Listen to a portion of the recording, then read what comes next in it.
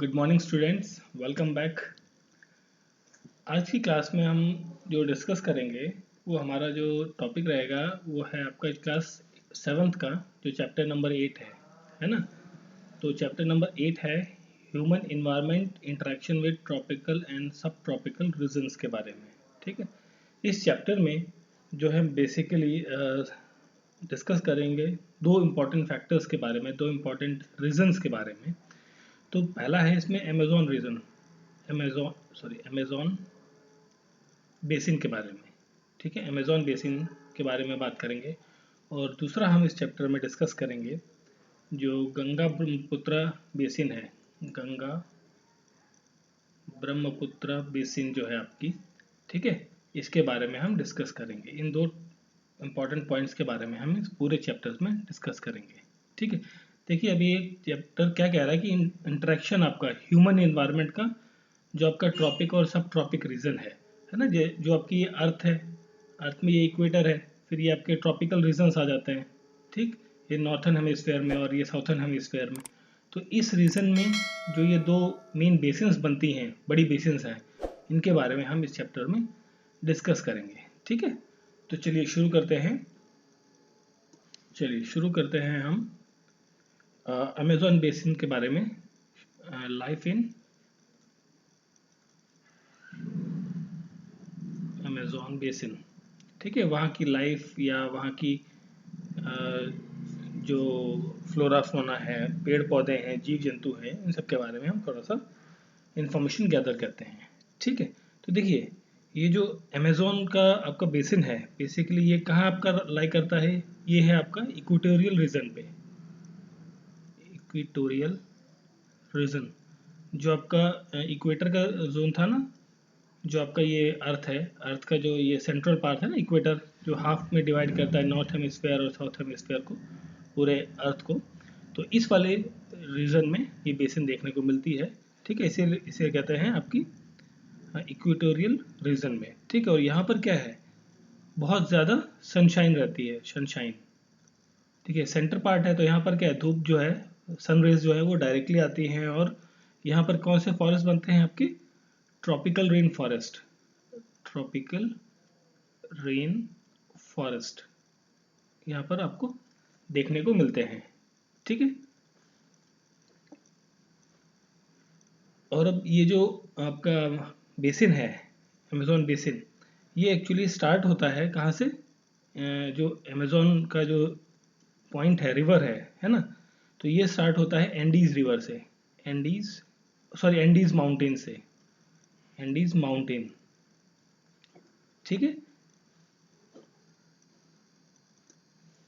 और ये Andes mountain से स्टार्ट होकर कहाँ तक जाता है? ये आपका जाता है आपका जो आपका ब्राज़ील का जो कंट्री है, ब्राज़ील तक ये फैला हुआ है। ठीक है, देखिए ये कहाँ पर है, बेसिकली आपकी कहाँ बात कर रही है, जो आपका ये नॉर्थ साउथ अमेरिका है, वहाँ पर देखने को मिलता है। अमेजन फॉरेस्ट कहाँ है? यहीं पर है आपका। ठीक है, और यहाँ पर जो क्लाइमेट होता है, ठीक, इस जोन में क्लाइमेट जो होता है वो बहुत ज़्यादा हॉट रहता है, वेट रहता है। कहाँ? पूरे year, through out the year यहाँ पर जो टेम्परेचर है और जो क्लाइमेट है वो हॉट बना रहता है, गर्म बना रहता है। ठीक है, क्यों गर्म क्यों रहता है? क्योंकि ये इक्वेटर के बिल्कुल ही नज़दीक वाला जोन आपको देखने को मिलता है। ठीक है, और यहाँ पर रेनफॉल भी काफ़ी ज़्यादा होती है, क्योंकि देखिए ये जो इक्वेटर का जोन है, इसके आसपास का जो भी एरिया है, ठीक है, वहाँ पर क्या है, ये फेवरेबल कंडीशंस पैदा क्रिएट करता है। किसके लिए? हाई ह्यूमिडिटी के लिए, हाई ह्यूमिडिटी के लिए, ह्यूमिडिटी के लिए। ठीक है, हाई रेनफॉल के लिए, रेनफॉल के लिए। ठीक है, ये इन सब चीज़ों के लिए क्या है, फेवरेबल कंडीशंस क्या है, जनरेट करता है। ठीक, देखिए ये जो आपका रीजन था, है ना, इक्वेटर वाला रीजन, यहाँ पर क्या है, थिक फॉरेस्ट देखने को मिलते हैं। थिक फॉरेस्ट मतलब घने जंगल आपको देखने को मिलेंगे। तो जब घने जंगल हैं तो जो सन रेज हैं, सन रेज वो क्या है, डायरेक्टली जो ग्राउंड सरफेस है वहाँ पर नहीं आ, देखिए ये आपका सरफेस है, तो यहाँ पर क्या है, बहुत सारे फॉरेस्ट है आपके इक्वेटर वाले जोन में। तो सनराइज जो है वो इनसे टकराकर यहीं पर एब्जॉर्ब हो जाती हैं या रिफ्लेक्ट हो जाती हैं, है ना, तो वो डायरेक्टली जो ग्राउंड सरफेस है वहाँ पर नहीं पहुँच पाती।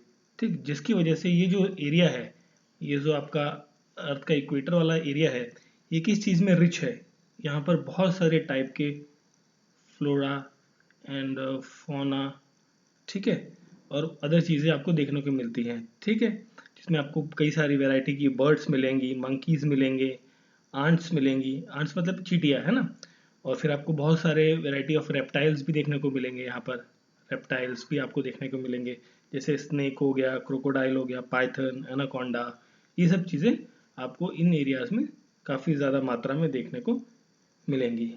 ठीक है, क्योंकि देखिए यहाँ पर क्या है, फ्लोरा एंड फौना मतलब यहाँ पर जो आपके फॉरेस्ट है ये काफ़ी ज़्यादा डेवलप हो रखे होते हैं, जिसकी वजह से ये सारी वेराइटीज़ ऑफ नेचर आपको, नेचुरल वेजिटेशन आपको देखने को मिलता है।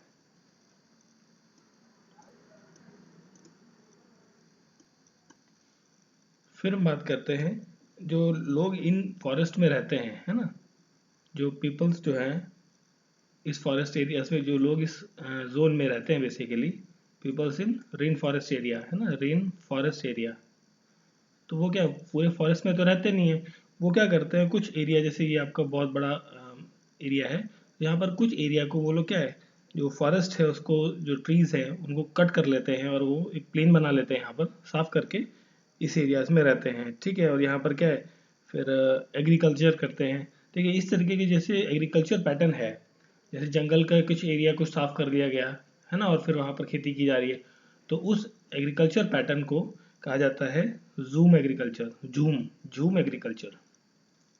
ठीक है, ये हम आगे क्लासेस में देखेंगे कि एग्रीकल्चर किन किन टाइप्स के डेवलप हुए थे। ठीक है, तो इसको कहा जाता है आपका जूम एग्रीकल्चर। ठीक है, अब इसमें क्या है, ये लोग जैसे sweet potato, pineapple, potato, potato, ठीक है, पाइनएप्पल्स, ठीक है, और जैसे कैश क्रॉप्स आपकी कॉफ़ी, मेज, कोका, ठीक है, ये सब चीज़ें ग्रो करते हैं। देखिए आज की डेट में करंट टाइम पे जो ह्यूमन बीइंग है उसने क्या है, बहुत सारे फॉरेस्ट को कट कर लिया है। ठीक है, तो उसकी वजह से कई सारे थ्रेट्स आज की डेट में हमें देखने को मिलते हैं, थ्रेट्स। ठीक है, ये आपका जैसे धमकी कहते हैं ना, इसे धमकी देना, तो ये थ्रेट है, ये नेचुरल थ्रेट है, नेचर ने हमें एक वार्निंग दी है, दे रहा है।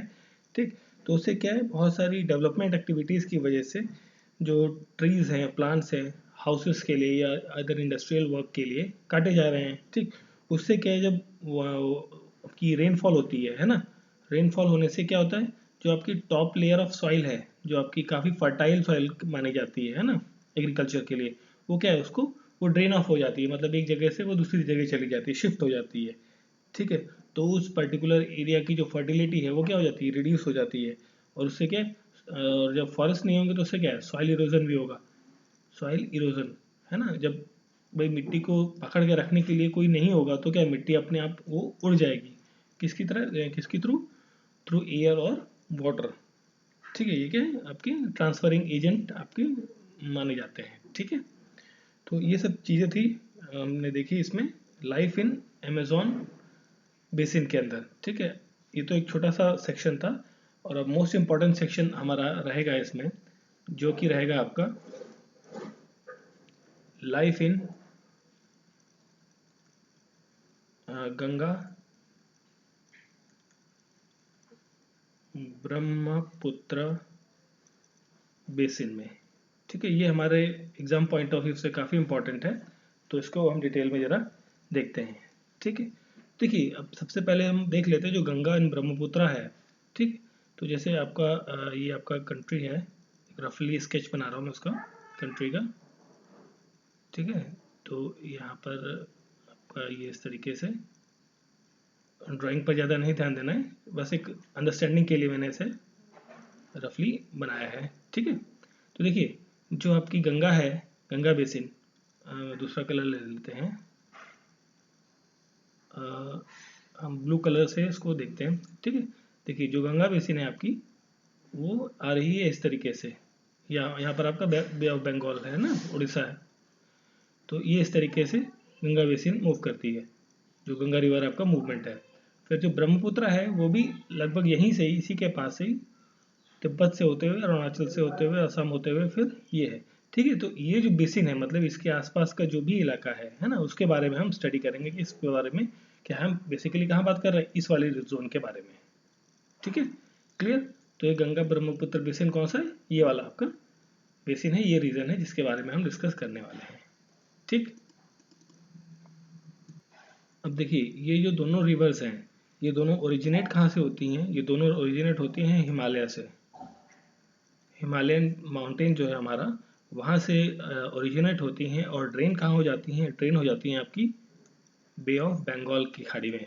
ठीक है, बे ऑफ बंगाल जिसे हम हिंदी में कहते हैं बंगाल की खाड़ी। और वहाँ कहाँ पर, नियर सुंदरवन डेल्टा, जो सुंदरवन डेल्टा है वहाँ पर जाकर ये क्या हो जाती हैं, ड्रेन ऑफ हो जाती हैं, गिर जाती हैं। ठीक है, समुद्र में मिल जाती हैं। ठीक, और जिसकी वजह से देखिए जिन जिन एरियाज से गंगा और ब्रह्मपुत्र होकर गुजरती हैं वहाँ का जो क्लाइमेट है वो कैसा क्लाइमेट रह जाता है, मॉनसून क्लाइमेट, मॉनसून क्लाइमेट। ठीक है, एक पर्टिकुलर जो सीजन आपका आता है मॉनसून का, ठीक है, वहाँ पर इन सभी एरियाज में इस ड्यूरेशन में बारिश होती है। ठीक है, तो बारिश होने में इन रिवर्स का भी काफ़ी ज़्यादा रोल देखने को मिलता है। ठीक है, अब देखिए ये जो आपकी गंगा और ब्रह्मपुत्र है, ठीक है, ये कई एरियाज में माउंटेन्स से होकर आती है। तो माउंटेन्स कैसी हैं, वो ऐसे हैं, मतलब ऐसे स्टीप हैं, ऊंचे ऊंचे पहाड़ हैं, है ना। ठीक है, स्टीप स्लोप है, स्लोप उसमें क्या है काफ़ी ज़्यादा है, तो वो लेस फेवरेबल है ह्यूमन बींग्स के रहने के लिए। ठीक है, तो जो ह्यूमंस है, जो मनुष्य है वो कहाँ, प्लेन एरियाज में, जो माउंटेन्स के नीचे जो प्लेन एरियाज है वहाँ पर क्या है ज़्यादा बसते हैं, रहते हैं। ठीक है, मोस्ट सुटेबल प्लेस है प्लेन एरियाज रादर देन आपका माउंटेनियस एरिया। क्योंकि देखिए यहाँ से जो मिनरल्स निकल कर आए माउंटेन से वो कहाँ डिपॉजिट होते हैं, आपके प्लेन्स में। और तो प्लेन्स क्या है आपकी, प्लेन्स जो है वो ज़्यादा, प्लेन की जो सॉइल है वो ज़्यादा फर्टाइल हो जाती है। ठीक है, अब देखिए इसमें जो प्लेन तो आपका फर्टाइल हो गया। ठीक, अब ह्यूमन भी आपका कहाँ रह रहा है, प्लेन मैदान में, मैदानी इलाकों में। ठीक है, अब मैदानी इलाकों हम इंडिया के कॉन्टेक्स्ट में बात करें तो आप बात करेंगे जैसे उत्तर प्रदेश हो गया, बिहार हो गया, झारखंड हो गया, इधर एमपी हो गया, है ना। तो ये सब क्या है, प्लेन एरियाज हैं आपके। ठीक, अब इसमें जो मेनली ऑक्यूपेशन है इस एरिया में, जो काम करते हैं लोग, मेन ऑक्यूपेशन जो है इस रीजन में वो क्या है, एग्रीकल्चर का। ज़्यादातर लोग इस एरिया में खेती करते हैं। और किस किस कौन कौन सी खेती करते हैं, जैसे आपकी क्रॉप करते हैं वो लोग, ग्रो करते हैं, जैसे वीट हो गया, मेज़ हो गया, ठीक है, ग्राम हो गया, चना जिसे कहते हैं, ठीक है, मिलेट हो गया। ठीक, ये सब चीज़ों की खेती की जाती है। और कुछ जैसे आपके इस एरियाज में कैश क्रॉप है ना। कैश क्रॉप का मतलब वो होता है, वो बेसिक क्रॉप्स जिसको आप अपने लिए नहीं उगाते, आप सेल करने के लिए, व्यापार करने के लिए, बेचने के लिए जिन्हें उगाया जाता है वो क्या आती है आपकी कैश क्रॉप। जैसे आपका शुगर केन है ना, तो जो भी शुगर केन या गन्ने की खेती करता है वो अपने लिए नहीं करता है, उनको क्या है सेल करता है शुगर फैक्ट्रीज में, है ना। तो उसको सेल किया जाता है। जैसे जूट है, जूट कहाँ होता है, कोलकाता वेस्ट बंगाल के रीजन में काफ़ी ज़्यादा उगाया जाता है जूट।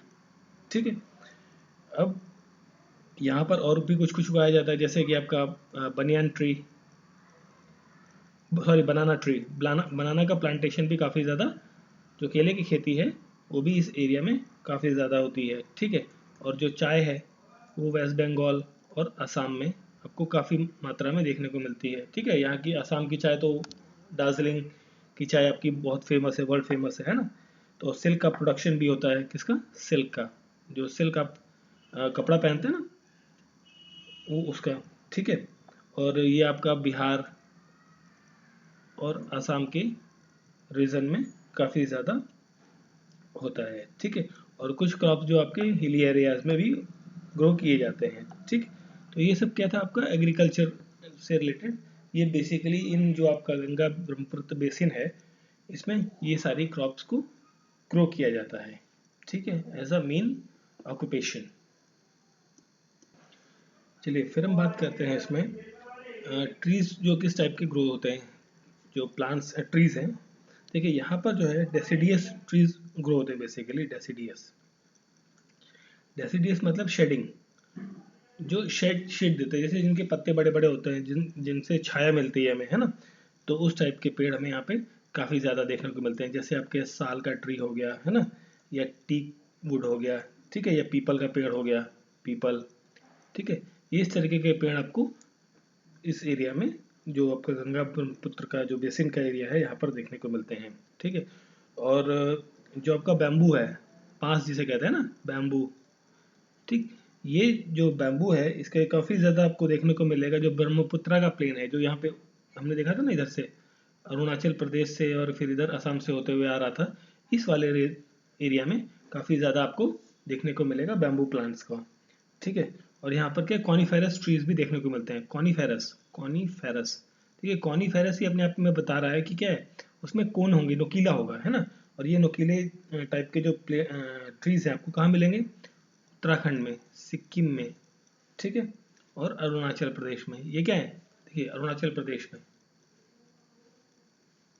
में देखने को मिलेंगे, ठीक।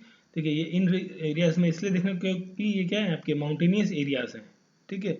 ये माउंटेनियस एरियाज है और इन्हीं एरियाज में से आपकी गंगा और ब्रह्मपुत्र फ्लो होकर आती है, ठीक है। और यहाँ पर जो ट्रीज मिलते हैं वो होते हैं आपके, जैसे पाइन हो गया, दियोदर हो गया, ठीक है। ये सब क्या है, ट्रीज आपको देखने को मिलते हैं। चलिए फिर हम बात करते हैं इसी में, हमने ट्रीज के बारे में बात कर ली, फिर हम बात करते हैं वाइल्ड लाइफ के बारे में, वाइल्ड लाइफ के बारे में। तो जो गंगा ब्रह्मपुत्र का जो रीजन है, इसमें वाइल्ड लाइफ किस तरीके की देखने को मिलती है। यहाँ पर जनरली क्या है, आपको एलिफेंट्स, टाइगर्स, एलिफेंट, टाइगर्स, ठीक है, डियर, मोंकी, ये सब जानवर आपको जनरली देखने को मिलते हैं। और वन हॉर्न राइनो, राइनोसोरस है ना, राइनो, ये आपको कहाँ देखने को मिलता है, ब्रह्मपुत्र प्लेन में। और ब्रह्मपुत्र प्लेन आपका कहाँ हो गया, वेस्ट बंगाल, और ये जनरली वेस्ट बंगाल एंड असम में आपको वन हॉर्न राइनो देखने को मिलेगा, ठीक है। और जो डेल्टा एरिया है, जो आपका ये था ना, ये इस तरीके से, ये वेस्ट बंगाल का जो डेल्टा एरिया है, यहाँ पर जो सुंदरबन डेल्टा वाला जो एरिया है, यहाँ पर आपको क्या मिलेगा देखने को, यहाँ पर आपको बंगाल टाइगर, जिसे आप रॉयल बंगाल टाइगर कहते हैं ना, बंगाल टाइगर आपको देखने को मिलेगा, ठीक है। क्रोकोडाइल्स देखने को मिलेंगे, एलिगेटर, क्रोकोडाइल्स जो है आपको देखने को मिलेंगे, एलिगेटर देखने को मिलेगा, ठीक है। एलिगेटर एक तरीके की बड़ी छिपकली जैसा होता है, ठीक है। और यहाँ पर जो एक्वेटिक लाइफ है इस एरिया में, ठीक है, तो एक्वेटिक लाइफ में जैसे आपको रिवर वाटर है, आपको बंगाल सी मिलेगा देखने को। और इसमें कई फिश, पॉपुलर फिशेस आपको देखने को मिलेंगी, पॉपुलर फिशेस आपको देखने को मिलेंगी, जैसे होता है रोहू फिश जो होती है, ठीक है, कटिया एक फिश होती है, हिल्सा फिश होती है, ठीक है। तो ये एक फेमस वैरायटी ऑफ फिशेस हैं जो आपको इस एरिया में देखने को मिलेंगे, ठीक। और यहाँ पर जो जनरली डाइट होती है, ठीक है, वो एक फिश एंड राइस, देखिए जो आपका कुछ एरिया, मतलब जो ईस्टर्न बिहार है और मोस्टली आपका जो आपका वेस्ट बंगाल का एरिया है, ठीक है, और कुछ एरिया आपका आसाम का है, तो यहाँ पर जनरली जो लोगों की डाइट होती है वो फिश एंड राइस के साथ ही रहती है ना, क्योंकि ये क्या है, यहाँ पर इजीली अवेलेबल है, ठीक है। चलिए फिर हम बात करते हैं, हमने बात कर ली अभी वाइल्ड लाइफ के बारे में, जो आपके इस एरिया में, जो आपका गंगा ब्रह्मपुत्र बेसिन में देखने को मिलता है, किस किस टाइप का वाइल्ड लाइफ आपको देखने को मिलेगा, कौन कौन से जानवर आपको देखने को यहाँ मिलते हैं, ठीक है। देखिए ये क्वेश्चन कई बार आया भी है एग्जाम्स में, कि जो वन हॉर्न राइनो है वो कहाँ आपको देखने को मिलेगा। तो ऑप्शन में अगर जो दिया हो कि आपको वेस्ट बंगाल दिया है, असम दिया है, ठीक है, अगर दोनों ऑप्शन है तो इसमें आप सबसे पहला ऑप्शन आप असम का लगाएंगे, सेकंड नंबर पर आप वेस्ट बंगाल लगाएंगे, ठीक है। चलिए फिर हम बात करते हैं town city town cities populations के बारे में। पॉपुलेशन जो इस बेसिन में किनारे कई सारी ऐसी शहर बस गए जो बहुत सारे पॉपुलेशन और है कंटेन करते हैं, और इंडस्ट्रीज कई सारी हैं वहाँ पर। तो जैसे उनमें से देखिए कि एक तो है आपका इलाहाबाद, ठीक है, जिसे आप आज की डेट में क्या कहा जाता है, प्रयागराज है ना, प्रयागराज हो गया, इलाहाबाद है ना, कानपुर, कानपुर क्या है, गंगा रिवर के किनारे है, बहुत बड़ा इंडस्ट्रियल हब बना हुआ है। वाराणसी है आपका, ठीक है, लखनऊ है, ठीक है, ये भी आपका क्या है, गंगा बेसिन के पास में ही है, ठीक। पटना शहर आपका हो गया। लखनऊ कौन सी नदी के किनारे है, गोमती नदी के किनारे, गोमती नदी जो रिवर है उसके किनारे आपका लखनऊ शहर बसता है। फिर आपका पटना हो गया, ठीक है, कोलकाता हो गया। ये क्या है आपके, ये वो शहर है जहाँ पर पॉपुलेशन जो है वो 10 लाख से ज़्यादा की है, ठीक है, वो पॉपुलेशन आपके शहर हो गए।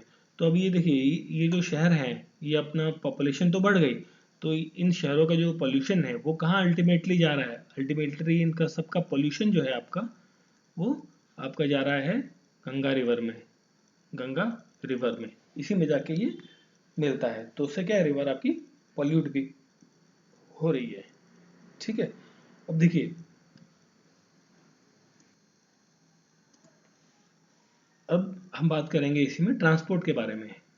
ट्रांसपोर्ट, हमने लास्ट चैप्टर में बात करी थी, ट्रांसपोर्ट सिस्टम जो थे हमारे 3 टाइप के, है ना, रेलवेज था एक तो, रेलवेज, दूसरा था हमारा आपका रोडवेज या हाईवेज, हम जिसे बात कर रहे थे, रोडवेज, और थर्ड है हमारा, हम यहाँ एयरवेज की बात नहीं करेंगे, हम यहाँ बात करेंगे वाटरवेज की, वाटरवेज। तो देखिए, हम बेसिन की बात कर रहे हैं, रिवर्स की बात कर रहे हैं, है ना।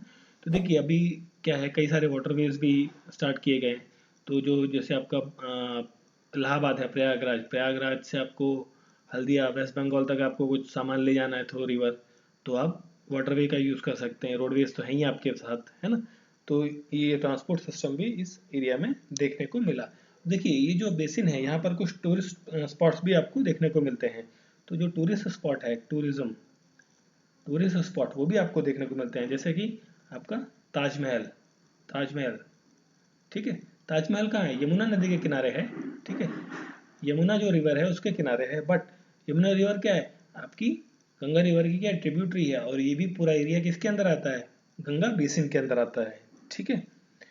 और जो आपका बुद्धिस्ट स्तूप है, बुद्धिस्ट स्तूप, बुद्धिस्ट स्तूप, ठीक है, ये आपके कहाँ है, आपके यूपी में और बिहार में, ठीक है। ये भी आपको इसी एरियाज में देखने को मिलते हैं। इमामबाड़ा आपको देखने को मिलता है, काफ़ी फेमस है, कहाँ का है इमामबाड़ा, इमामबाड़ा, इमामबाड़ा जो है आपका कहाँ है, वो है लखनऊ में, ठीक है।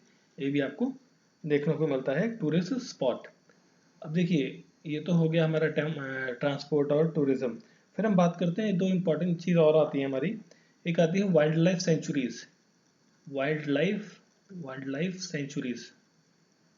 तो इस एरिया में वाइल्ड लाइफ सेंचुरीज बहुत हैं, ठीक है। तो देखिए, सबसे इम्पोर्टेंट जो आपकी असम में आती है ना, देखिए आपकी यूपी में आती है, बट वो गंगा बेसिन से काफ़ी दूर पड़ता है, हिमालय के नियर बाई पड़ता है, जो दुधवा नेशनल पार्क है। बट जो हम बेसिन इसमें बात करें तो असम में काफ़ी इम्पोर्टेंट, असम में नेशनल पार्क है, ठीक है, जिसे हम कहते हैं Kaziranga, Kaziranga national park. Wild life sanctuary भी है, नेशनल पार्क भी है, बायोस्फीयर रिजर्व भी है, टाइगर रिजर्व भी है, कई सारी चीज़ें इसके अंदर इंक्लूडेड हैं, ठीक है। और साथ में एक और आता है मानस, मानस नेशनल पार्क, ठीक है, ये भी काफ़ी ज़्यादा इम्पॉर्टेंट है। और इसी एरियाज में जो आपका गंगा ब्रह्मपुत्र का जो रीजन है, इसी में ट्राइबल कल्चर भी काफ़ी ज़्यादा देखा जाता है, ट्राइबल कल्चर, ठीक है। देखिए, जैसे आपका ये है अरुणाचल प्रदेश, अरुणाचल प्रदेश है ना। तो यहाँ पर क्या कई सारी ट्राइब्स हैं, जनजातियाँ हैं, क्योंकि ये क्या पहाड़ी इलाका है, तो वहाँ पर कुछ कुछ एरियाज में डिफरेंट डिफरेंट काइंड्स की आपको ट्राइब्स देखने को मिल जाएंगी, जातियाँ मिल जाएंगी, प्रजातियाँ मिल जाएंगी, है ना। तो यहाँ पर क्या ट्राइबल कल्चर भी काफ़ी ज़्यादा देखने को मिलता है, ठीक है। तो ये सब काफ़ी इंपॉर्टेंट चीज़ें थी आपके इस चैप्टर में। तो हमने इस चैप्टर में बेसिकली क्या क्या देखा, हम देखिए अमेजोन जो आपका रिवर बेसिन था, अमेजोन रिवर बेसिन, ठीक है, उसके बारे में थोड़ी सी इंफॉर्मेशन गैदर करी, ठीक है। उसके बाद हमने अपना जो कंट्री का, हमारे इंडिया का जो गंगा ब्रह्मपुत्र बेसिन है ना, गंगा ब्रह्मपुत्र बेसिन के बारे में हमने डिस्कस किया, जिसमें हमने ऑक्यूपेशन बारे में बात किया, ट्री कैसे ग्रो होते हैं, फिर वाइल्ड लाइफ कैसी रही, वन हॉर्न राइनो काफ़ी ज़्यादा इंपॉर्टेंट रहा इसमें, फिर हमने सिटीज़ के बारे में देखा। ठीक है, ये क्वेश्चन कई बार आ सकता है एग्जाम में कि जो आपका गंगा है ना, या इधर से ये जो ब्रह्मपुत्र आती है वो किन किन स्टेट से होकर आती है, किन किन शहरों से आती है होकर, है ना, तो वो चीज़ें आपको ज़रूर देखनी चाहिए। ठीक है, वो हम एक अपना ज्योग्राफी की क्लास में जो हमारा ऑब्जेक्टिव होगा रिवर का, उसमें हम इस चीज़ को डिटेल में देखेंगे। ठीक है, फिर ट्रांसपोर्ट सिस्टम भी यहाँ पर रहा। भाई देखिए यहाँ पर क्या है आपका, जैसे आपका ये है आगरा, है ना, तो ये क्या गंगा बेसिन के आसपास ही का इलाका है, यमुना के पास। यहाँ से आपको कोई चीज़ इलाहाबाद लानी है, प्रयागराज, है ना, तो थ्रू आप रिवर भी ला सकते हैं, थ्रू आप रोड भी ला सकते हैं, थ्रू आप ट्रेन भी ला सकते हैं, रेलवे के थ्रू। फिर हमने टूरिज्म के बारे में भी देखा कि कौन कौन से टूरिस्ट पॉइंट काफ़ी इंपॉर्टेंट रहे हैं। वाइल्ड लाइफ सेंचुरीज हमारी यहाँ पर नॉर्थ ईस्टर्न स्टेट की हमने देखी। फिर यहाँ पर क्या है, ट्राइबल कल्चर के बारे में हमने डिस्कस किया। ठीक है, तो ये सब चीज़ें थी आपकी इस चैप्टर में, जो चैप्टर नंबर 8 था आपका एनसीईआरटी का, human environment interaction tropical and सब ट्रॉपिकल रीजन के अंदर। ठीक है, सो आई होप सो आपको अच्छा लगा होगा video. So like and subscribe ज़रूर कर दें। Thank you for listening. मिलते हैं नेक्स्ट क्लास में।